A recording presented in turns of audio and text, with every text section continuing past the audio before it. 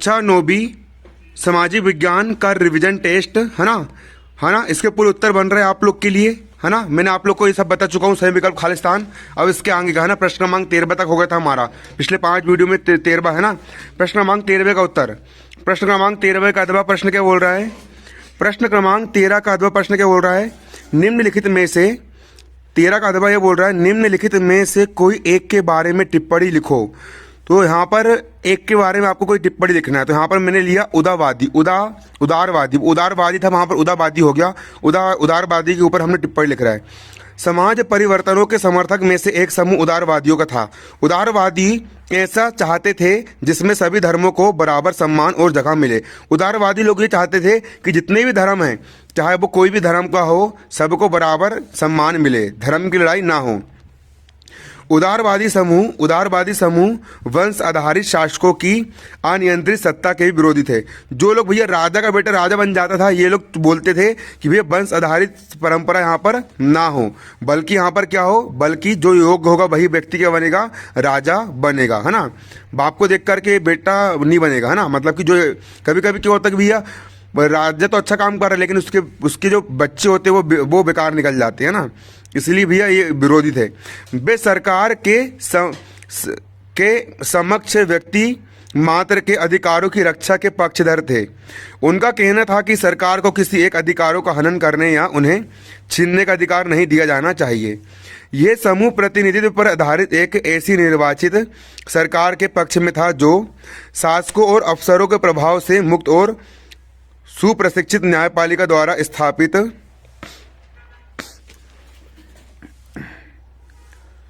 किए गए कानूनों के अनुसार शासन कार्य चलाए। पर यह समूह लोकतंत्रवादी नहीं था। ये लोग सार्वभौमिक वयस्क मताधिकार यानी सभी नागरिकों को वोट देने के अधिकार के पक्ष में नहीं थे। उदारवादी लोग ये बोलते थे कि सभी लोग वोट नहीं डालेंगे, जिसके पास संपत्ति है, जिसके पास जमीन है, वही व्यक्ति वोट डाल सकता है ना। हर व्यक्ति से वोट डालने का अधिकार छीन लिया जाए, ऐसा कौन बोलते थे, उदारवादी लोग बोलते थे। अब प्रश्न 14 ये बोल रहा है कि भारत के उत्तरी मैदान पर एक संक्षिप्त टिप्पणी लिखिए। भारत के उत्तरी मैदान, आपने भारत देश का नक्शा देखे होंगे, उसमें मध्य प्रदेश के ऊपर का जो भाग होता है उसको भारत का उत्तरी मैदान कहते हैं। उस पर टिप्पणी लिखने के लिए यहाँ पर आपको आइए। उत्तर, भारत के उत्तरी मैदान का वर्णन निम्न शीर्षकों में किया जा सकता है। निर्माण, अब उत्तरी मैदान बना कैसे, उत्तरी मैदान का निर्माण कैसे हुआ। ये मैदान 3 प्रमुख नदी प्रणाली, सिंधु नदी, गंगा नदी और ब्रह्मपुत्र, जब नदी बहती है ना तो बीच में गड्ढा हो जाता है और राइट साइड मिट्टी आकर के जमा हो जाती है। तो सिंधु नदी, गंगा नदी और ब्रह्मपुत्र नदी और इसकी सहायक नदी से कौन सा मैदान बना है, भारत का उत्तरी मैदान बना है। ये मैदान जलोढ़ मिट्टी से बना है। लाखों वर्षों में हिमालय के गिरिपथ में स्थित बहुत बड़े बेसिन में जलोढ़ों का निक्षेप हुआ, मतलब कंकड़ मिट्टी आकर इकट्ठे हुए, जिससे इस उपजाऊ मैदान का निर्माण हुआ। अब विस्तार अभी कितना बड़ा है इसका विस्तार देखो। उत्तरी मैदान में कितना फैला ये 7 लाख वर्ग किलोमीटर के क्षेत्र पर फैला हुआ है भैया। ये मैदान 2400 किलोमीटर लंबा, सोचो 2400 किलोमीटर, है ना। तुम्हारे मतलब 1 किलोमीटर 2 किलोमीटर में 2400 किलोमीटर लंबा फैला हुआ है और 240 से 320 किलोमीटर चौड़ा है उत्तरी मैदान को मोटे तौर पर 3 उपवर्गों में विभाजित किया गया है। उत्तरी मैदान के पश्चिमी भाग को पंजाब का मैदान कहा जाता है। सिंधु तथा इसकी सहायक नदियों के द्वारा बनाए गए इस मैदान का बहुत बड़ा भूभाग पाकिस्तान में स्थित है ना। उत्तरी मैदान का ज़्यादा भाग कहाँ पर है, पाकिस्तान में स्थित है। सिंधु एवं इसकी सहायक नदियाँ झेलम, चिनाब, रावी, ब्यास तथा सतलुज हिमालय से निकलती है। अब तीसरा उत्पादक क्षेत्र, ये सघन जनसंख्या वाला भौगोलिक क्षेत्र है। समृद्ध मृदा आवरण, पर्याप्त पानी की उपलब्धता एवं अनुकूल जलवायु के कारण कृषि की दृष्टि से ये भारत का अत्यधिक उत्पादक क्षेत्र है। बाढ़ वाले मैदानों के नए तथा युवा निक्षेपों को खादर कहा जाता है। इनका लगभग प्रत्येक वर्ष पुनर्निर्माण होता है, इसलिए ये उपजाऊ होते तथा गहन खेती के लिए आवश्यक होते हैं। चौथा है आकृतिक भिन्नता। इस विस्तृत मैदानों की भौगोलिक आकृतियां में भी विविधता है। आकृतिक विभिन्नता के आधार पर उत्तरी मैदानों के 4 भागों में विभाजित किया गया है। नदियों पर्वतों से नीचे उतरते समय शिवालिक की ढाल पर 8 से 16 किलोमीटर चौड़ी पट्टी गुटिका का निक्षेपण करती है, जिसे भावर के नाम से जाना जाता है ना। आप इस अच्छे से लिख लीजिए, है ना। सभी सरिताएं इस भावर पट्टिका में विलुप्त हो जाती है। इस पट्टी के दक्षिण में ये सरिताएं एवं नदियां पुनः निकल आती है एवं नम तथा दलदलित क्षेत्र का निर्माण करती है, जिसे तराई कहा जाता है। उत्तरी मैदान का सबसे विशालतम भाग पुराने जलोढ़ का बना है। वे नदिया के वाण वाले मैदान के ऊपर स्थित है तथा वेदिका जैसी आकृति प्रदर्शित करते हैं। इस भाग को भांगर के नाम से जाना जाता है। इस क्षेत्र की मृदा में चूनेदार निक्षेप पाए जाते हैं, जिसे स्थानीय भाषा में कंकड़ कहा जाता है। क्वेश्चन 15 क्या बोल रहे हैं यहाँ पर, शिक्षित बेरोजगारी किसे कहते हैं? शिक्षित बेरोजगारी का मतलब ऐसा होता है कि जो इंसान पढ़े लिए लिखे लिए और घर पे नल्ले बैठे, काम धंधा कुछ है नहीं, है ना, इनको अपन क्या बोलेंगे? पढ़े लिखे तो है लेकिन ये कमा नहीं पा रहा है, इनको अपन क्या बोलेंगे? शिक्षित बेरोजगारी, है ना। शिक्षा प्रणाली में शिक्षित बेरोजगारी की समस्या को दूर करने के लिए 3 सुझाव लिखिए। देखिए, आप लोग पढ़ाई करते हो, लिखाई करते हो, बहुत अच्छी बात है। पढ़ाई करके आप अपना दिमाग को बढ़ाइए, है ना। जरूरी नहीं कि यदि आप पढ़ाई कर रहे हो तो मतलब कि आप नौकरी करो। पढ़ाई आप सिर्फ ज्ञान बढ़ाने के लिए कर रहे हो, और जिसको नौकरी करना है नौकरी भी कर सकते हैं। आपको कलेक्टर बनना, आप कलेक्टर की तैयारी करो, लेकिन भाई आपकी जब तक नौकरी नहीं लग रही तब तक आपको पैसा कमाने का कुछ ना कुछ साधन आपको बनाना पड़ेगा। घर पे खाली नहीं बैठना है ना। घर पर खाली बैठोगे तो देश पर आप बोझ बने जाओगे। तो शिक्षित बेरोजगारी को दूर करने के सुझाव कौन कौन से होते हैं? उत्तर, शिक्षित बेरोजगारी का आशय उस बेरोजगारी से है जिसमें रोजगार चाहने वाले व्यक्ति शिक्षित है लेकिन उसको रोजगार नहीं मिल रहा है। भारत में शिक्षित, मैं आप लोग को अब समझा नहीं रहा हूं क्योंकि आप लोग को पेपर लिखना है, इसलिए मैं जल्दी जल्दी बोल के बता रहा हूँ। जी, आप लोग को मुझसे पढ़ना है, सामाजिक विज्ञान पढ़ना है, गणित पढ़ना है, पूरे विषय पढ़ना है, तो आप मेरे यूट्यूब चैनल को सब्सक्राइब कर लीजिए। और जैसे ही मैं आप लोग को पढ़ाऊंगा, अभी जैसे ही आपके 28 तारीख को पेपर खत्म हो रहा है उसके बाद से डेली आपकी लाइव क्लास चलना शुरू होने वाली है। डेली, है ना, डेली 1 घंटे 2 घंटे की आपको मैं डेली कोचिंग क्लास लूंगा, और कोचिंग क्लास पूरी यूट्यूब पर रहेगी, पूरी फ्री रहेगी, है ना। आपकी कोचिंग लगाऊंगा मैं यूट्यूब पर। मुझसे कोचिंग पढ़ना चाहते हो तो भैया यूट्यूब पर मैं आपको डेली एक निश्चित टाइम कर लूंगा, रात को 8 बजे या फिर सुबह 8 बजे या फिर दोपहर में 2 बजे, और अपन उस टाइम पे कोचिंग पढ़ेंगे। शिक्षित बेरोजगारी एक सामान्य परिघटना बन गई है। मैट्रिक, स्नातक एवं स्नातकोत्तर डिग्रीधारी अनेक युवक रोजगार पाने में असमर्थ है। दूसरा, एक अध्ययन में ये बात सामने आई है कि मैट्रिक की तुलना में स्नातक और स्नातकोत्तर युवक में बेरोजगारी तेजी से बढ़ रही है। जो इंसान 12वीं पास होकर निकल जा रहे हैं और जॉब कर ले रहा है, वो लोग तो कमा ले रहा है, लेकिन जो इंसान भैया पीएचडी कर लिए, ये कर ली, वो कर लिए, उन लोग को छोटे काम करने में शर्म आती है और वो कुछ कमा भी नहीं पाते। अभी कोई काम छोटा बड़ा नहीं होता है, जो काम मिल जाए वो काम करो। पढ़ाई कर रहे हो आप, अपने जीवन के विकास के लिए कर रहे हो ना। दूसरा, एक विरोधाभासी जनशक्ति स्थिति सामने आई है कि कुछ विशेष श्रेणियों में जनशक्ति के आधिक्य के साथ कुछ अन्य श्रेणियों में जनशक्ति की कमी विद्यमान है। एक और तकनीकी अर्हता प्राप्त लोगों के बीच बेरोजगारी है। कई लोग ऐसे कि भैया उनको ज्ञान तो बहुत है लेकिन वो उससे पैसा नहीं कमा पा रहे, है ना, तो ऐसे लोग भी फिर कुछ काम के नहीं है। तो दूसरी ओर आर्थिक समृद्धि के लिए आवश्यक तकनीक कौशल की कमी है। 5वां, बेरोजगारी से जनशक्ति संसाधन की बर्बादी होती है। जब बेरोजगार रहेगा इंसान, घर में कुछ काम धंधा नहीं कर रहा है, तो जब काम धंधा नहीं करेगा तो भैया वो संसाधन की बर्बादी कर रहा है। जो भारत देश की जो मानव शक्ति है ना, वो कुछ नहीं कर पा रहा है। इसलिए देश में रोजगार वाले युवक होने चाहिए। रोजगार मांगने वाले नहीं बल्कि रोजगार देने वाले बनो, है ना कि नहीं। इस क्वेश्चन का उत्तर यहाँ पर ये है ना। अगला क्वेश्चन क्या है हमारा, देखो, अब शिक्षित बेरोजगारी को दूर करने के प्रमुख सुझाव निम्नलिखित है। पहला, शिक्षा प्रणाली में परिवर्तन करो। देश में शिक्षा प्रणाली को, हाँ, हो गया परिवर्तन। पहले की जो शिक्षा प्रणाली थी वो लॉर्ड मैकाले की थी, लेकिन नरेंद्र मोदी जी ने इस बार नई शिक्षा नीति लेकर के आए हैं, है ना। अब जो शिक्षा नीति आई है वो रटाऊ पद्धति पर बिल्कुल नहीं है। आपकी जितनी भी समाज विज्ञान की 3 किताब आई है, नई नई जो बुक आई है ना, वो आप लोग का दिमाग बढ़ाएगी। हम तो पछताते हैं कि काश हम लोग ने एमपी बोर्ड की बुक से पढ़े थे, है ना। एनसीईआरटी बुक से हमने फिर बाद में पढ़े। आप लोग को एनसीईआरटी बुक पढ़ने के लिए मिल रही है, यह आपका खुश सौभाग्य है। दूसरा, शिक्षा प्रणाली में परिवर्तन। भारत की वर्तमान शिक्षा प्रणाली अंग्रेजों द्वारा लगभग 200 वर्ष पूर्व अपनाई गई है और यह आज भी उसी रूप में है। अतः सुझाव दिया जाता है कि इसमें व्यापक परिवर्तन किए जाने चाहिए, जिससे कि सैद्धांतिक बातों के साथ साथ व्यवहारिक बातों का भी ज्ञान हो। तीसरा है मनोवृत्ति में परिवर्तन। शिक्षित बेरोजगारी को कम करने के लिए उनकी मनोवृत्ति में परिवर्तन होना चाहिए, जिससे कि सैद्धांतिक बातों के साथ साथ व्यवहारिक बातों का भी ज्ञान हो सके।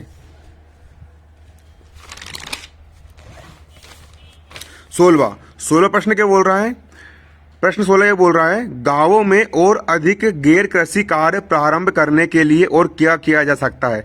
देखो भैया, जो खेती बाड़ी कर रहे हैं, काम धंधा कर रहे हैं, है ना, उसके अलावा भी कुछ हटके काम करें ताकि उनकी इनकम बढ़ जाए। उसको अपन के बोलते गैर कृषि कार्य कहते हैं, गैर कृषि कार्य कहते हैं। तो अब क्या कर सकते हैं अपन गाँव में गैर कृषि कार्य करने के लिए?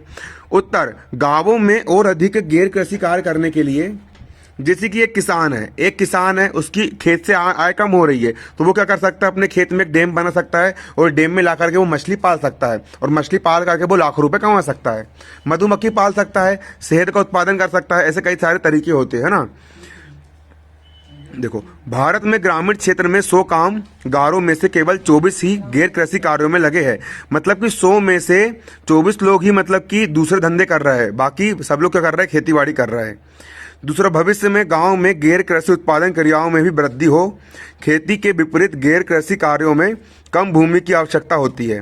तीसरा, लोग कम पूंजी से भी गैर कृषि कार्य प्रारंभ कर सकते हैं। इस पूंजी को कैसे प्राप्त किया जाता था, तो वह अपनी ही बचत या फिर कर्ज लिया जाता था। आवश्यकता है कि ऋण ब्याज की कम दर पर उपलब्ध हो ताकि बिना बचत वाले लोग भी गैर कृषि कार्य आरंभ कर सकें। चौथा, गैर कृषि कार्यों के प्रसार के लिए यह भी आवश्यक है कि ऐसे बाजार हो जहां वस्तुएं एवं सेवाएं बेची जा सके। नहीं तो आपको काम धंधा करते तो आ रहा है, आप लोग के अंदर टैलेंट तो है, लेकिन आपको आपके टैलेंट की उचित कीमत नहीं मिल रही, तो आप क्यों मेहनत करोगे, है ना। 5वां, तो बाजार भी होना चाहिए कि जहां पर तुम अपनी सेवा को बेच सको। 5वां, जैसे जैसे ज्यादा गांव, कस्बों और शहरों से अच्छी सड़कें, परिवहन और टेलीफोन से जुड़ेंगे, वैसे वैसे भविष्य में गांव में गैर कृषि उत्पादन की क्रियाएं के अवसर बढ़ेंगे। अब आते हैं आपके दीर्घ उत्तरीय प्रश्न। इन प्रश्नों का उत्तर आपको 150 शब्द में देना है। बिल्कुल सिस्टमेटिक आपके लिए मैंने यहाँ पर बनाया हूँ कॉपी में। जो हमारे पास मिलता है वो कहीं नहीं मिलेगा। ये पेज थोड़ा उड़ रहा है ना। दीर्घ उत्तरीय प्रश्न 150 शब्द। प्रश्न क्रमांक 17 का अथवा प्रश्न क्या बोल रहा है? 17 का अथवा प्रश्न बोल रहा है, फ्रांस में 1793 से 1794 तक के काल को आतंक का युग के रूप में क्यों जाना जाता है? कारण लिखिए। जैसे अपना भारत देश है ना, उसी प्रकार एक फ्रांस देश है, और फ्रांस देश में सन 1700 की बात है, अभी 2020 चल रहा है। 1700 मतलब लगभग वही 300 साल पहले की बात है। सन 1793 से 1794 तक का जो एक साल का समय है, उसको आतंक का युग बोला जा रहा है। क्यों बोल रहा है? देखो, इसका कारण क्या था, मैं आप लोग को समरी बताता हूं कि फ्रांस का जो राजा था ना, फ्रांस का राजा बहुत पागल हो गया था। तो राजा ने जनता को ऑर्डर क्या दिया, असलियत में हुआ था ये, वो राजा ने जनता को ऑर्डर दिया कि भैया अब सभी लोग एक जैसे, एक समान है, सभी लोग एक जैसे कपड़े पहनेंगे, सभी लोग एक जैसी रोटी खाएंगे, कोई भेदभाव नहीं होगा, कोई ऊंच नीच नहीं होगा, सभी लोग एक दूसरे के एक जैसे सम्मान। और इतना उन्होंने जनता को बांध दिया था कि जनता परेशान हो गई थी, मजबूर। अब जिसके पास पैसा है भैया, उसको भी बांध देगी, तू अच्छी रोटी नहीं खाएगा, तू भी जो गरीब, जो मतलब कि जो सब कर रहे वही काम तुम भी करोगे। जनता बिल्कुल त्राही हो गई थी, है ना। तो फिर वो राजा की सुनवाई हुई और राजा को फिर गला काट दिया गया न्यायपालिका में। क्यों काट दी गला? क्योंकि राजा ने उटपटांग टाइप के नियम लेकर के आया था, और राजा को राजा का सर किसने कलम किया था? जो रूस होता है। रूस बहुत बड़ा देश है, भारत से भी कई मतलब बहुत बड़ा क्षेत्रफल दृष्टि बड़ा देश है। उस समय रूस का बोलबाला था। रूस ने बोला कि ये राजा गलत कर रहा है वहां की जनता के साथ, तो रूस ने वहां के राजा को उठाई और रातों रात बिल्कुल उसको सर कलम करवा दी। ये कहानी थी, है ना। देखो, सन 1793 से 1794 तक के काल को आतंक का युग कहा जाता है। रोब्समीर ने नियंत्रण एवं दंड की सख्त नीति अपनाई। उसके अनुसार गणतंत्र के जो भी शत्रु थे, जो रूस देश था ना, रूस देश ने बोला कि जितने भी राजा महाराजा लोग अपनी अपनी चला रहे हैं, जनता को परेशान कर रहे हैं, जनता से जबरन में टैक्स वसूल रहे हैं, उन सब की बिल्कुल बाट लगा दो, है ना। तो रूस देश ने सख्त नीति अपनाई।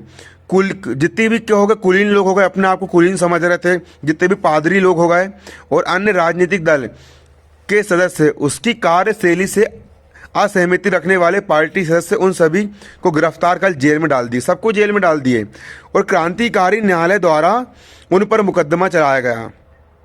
यदि न्यायालय उन्हें दोषी पाता तो गिलोटीन पर चढ़ाकर उनका सर कलम कर दिया जाता। गिलोटिन क्या होता था भैया? गिलोटिन जो था ना, गिलोटिन दो खंबे के बीच लटकाने वाली ऐसी मशीन थी कि अगर आदमी को दो खंबे के बीच में अगर लटका दिए तो उसका सर इतने दर्दनाक तरीके से कलम होता था कि जैसे कि लकड़ी काटते बेसे उसका सर कटता था इंसान का। ये गिलोटिन था, है ना। खतरनाक मशीन थी, ऐसी ऐसी मशीन थी।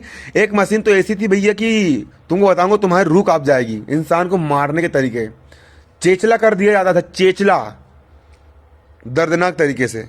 अच्छा बड़ा मटका लिए, तांबे का मटका, उसके अंदर आदमी को भर दिए और ऊपर से पैक कर दिए और जलती हुई अंगार के बीच में उसको रख दिए। वो जिंदा जल रहा है, जिंदा चुड़ रहा है। 6 घंटे में उसकी मौत होती थी। ऐसी दर्दनाक मशीनें हुआ करती थी मारने के लिए, खतरनाक खतरनाक बिल्कुल।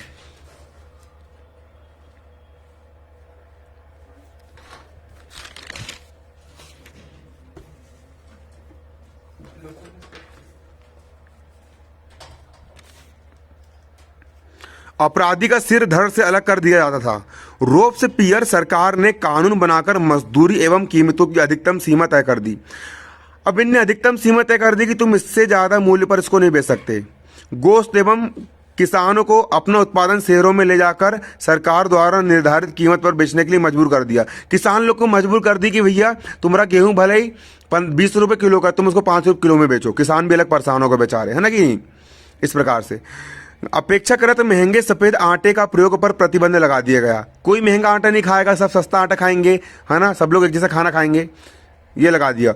और बनी और बराबरी का प्रतीक मानी जाने वाली समता रोटी खाना आवश्यक कर दिया। बोलचाल और संबोधन में भी बराबरी का व्यवहार लागू करने की कोशिश की गई, है ना।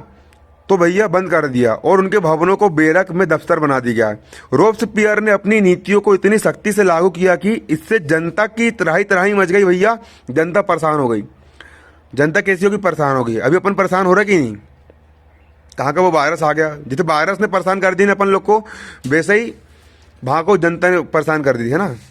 अंततः जुलाई 1994 में न्यायालय द्वारा उसे दोषी ठहराया गया और गिरफ्तार कर अगले ही दिन गिलोटिन पर चढ़ा दिया गया। मतलब राजा को, रूस ने राजा को उठा करके राजा का ही सर कलम कर दिए। बहुत पावरफुल था रूस भैया, हल्के में मत लेना रूस को। क्या समझ रही हो?